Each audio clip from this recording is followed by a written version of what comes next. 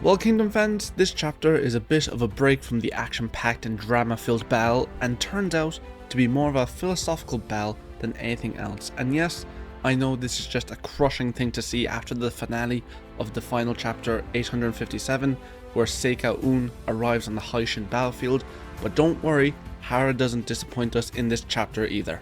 And so for this chapter, we are going to do things a bit differently and skip over the chapter briefing as we normally do, so we can focus more on the key highlights and discuss the more philosophical questions and points made in this chapter. If you haven't read the chapter yet, then I do apologize.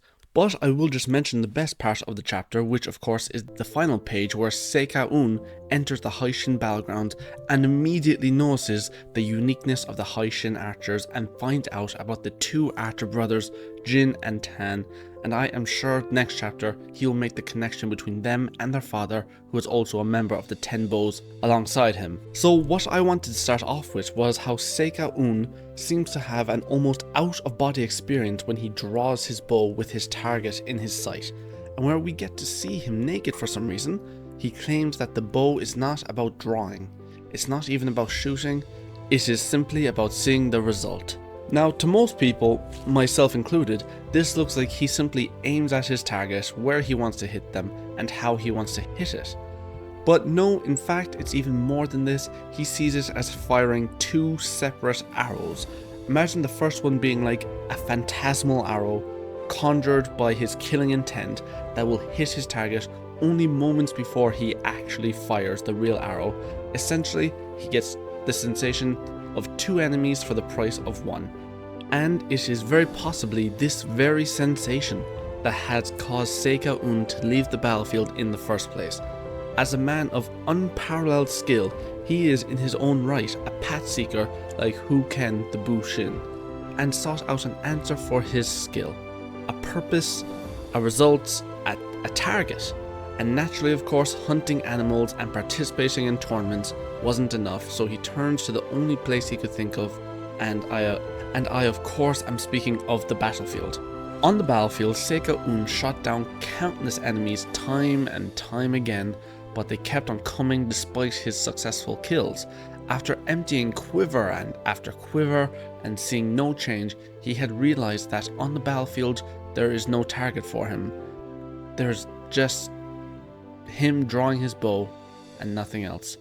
He had become an archer with no target. Which leads me to wanting to talk about this panel here where Riboku says Seika'un and Huken are very similar, but while Seika'un acknowledges his fellow path seeker, he also claims they sought different paths. So I think this point needs clarifying, because yes, their paths were different and their methods were obviously varied, but I think they were seeking the same result in the end.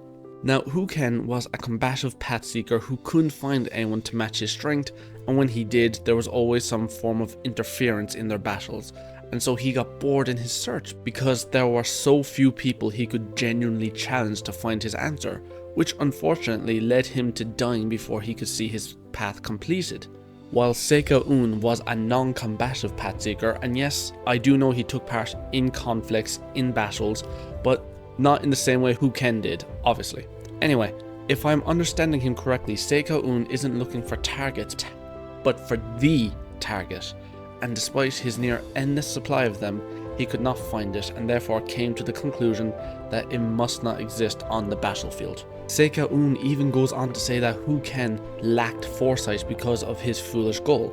Now, I imagine this is because a combative seeker and a non-combative seeker have a very different point of view. When you think about Huken's goal of becoming the strongest under the heavens, it was less and less likely as time moved on, because strength is a temporary thing. It fades with time and age, no matter how hard you try to prevent it. He had a short frame of time to achieve this, even if only at best temporarily, because someone stronger will always come along. Unlike Seika'un, whose archery path was something that he could achieve and maintain for a very long time until he is unable to even draw his bow. And even after that, as far as Seika'un knows, his path and legacy could remain long after him, because finding someone as skilled as he was may never happen, even though he is already training his son as an archer. And in this chapter, as Riboku tries to convince, or I should say manipulate, Seika'un to join him in the battle, Seika'un prompts the question to Riboku, can he see the path that he cannot? Even his own son Iri, possibly Irie, says that when he draws the bow, he hears voices, and they say Riboku is the one who guides along the path. And ignoring the entire conversation we could have about the fact that Iri, having already reached the skill level of having the out-of-body experience, the two of them do raise a good point. Is Riboku a path seeker in his own right, or is he simply a guide for those truly on a path of their own? You could make the argument that it was fate he took up such a role in this world. It was fate that he met Ken just randomly in a forest after he managed to barely escape a battle, being on death's doorstep, and allowing Riboku to see such a mighty man as an end to all battles. And he just so happened to be able to win him over thanks to his brains. It may have been less fate that led him to Seika'un because he knew where he was for a very long time, but maybe it was fate that he managed to convince him for this specific battle, because this is where Seika'un's true target is. Of course though, we know Riboku is super smart and is more than capable of manipulating others to do what he needs, especially the path seekers who are so desperate to find their own personal answer. Then of course you could make the argument it was fate that he killed Uki and do Q, therefore giving Shin that push he needed to keep going, to keep charging into battle, so he could have that drive in him that led him to become what he is today. Because I don't know about you guys, but I can't think of an arc where Shin doesn't talk about Riboku, at least in some way. Riboku has always been his goal. Shin has always been on a path of his own and sees Riboku as his path, so therefore Riboku is also guiding him on it, technically, if inadvertently. Now, is that a bit of a stretch? Probably. No, actually it definitely is. It's a very wild theory, but that's where the best things happen. Even if we aim for the stars and fail, at least we can say we tried harder than others. There's no such thing as a bad theory.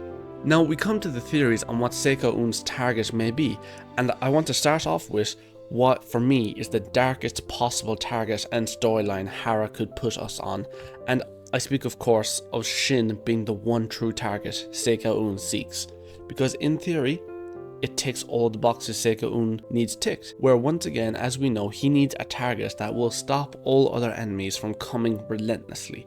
And as we all know, if Shin falls, then the Haishin unit comes to an absolute standstill. Even though the Haishin unit scale since that dreaded moment in the Western Zhao invasion arc has multiplied more than 10 times over, the love and admiration the Haishin feels for Shin has also grown just as much.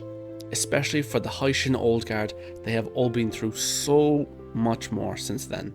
Even if Seika'un doesn't kill Shin, but hits him hard enough to fall off his horse, it will make his enemies freeze and stop coming, therefore making him see his path is not to kill just anyone, but again, this is another stretch. I believe Seika'un may come to the realization that his path is to stop others from seeking out their own path. As you all know, Shin is on a path to become a great general under the heavens. Now remember, that is probably the darkest road that Hara could take. What I think is the most likely target that Seika'un seeks is not only to find a worthy archer, and yes, I am talking about the Archer brothers, but to test this specific archer and make them challenge him.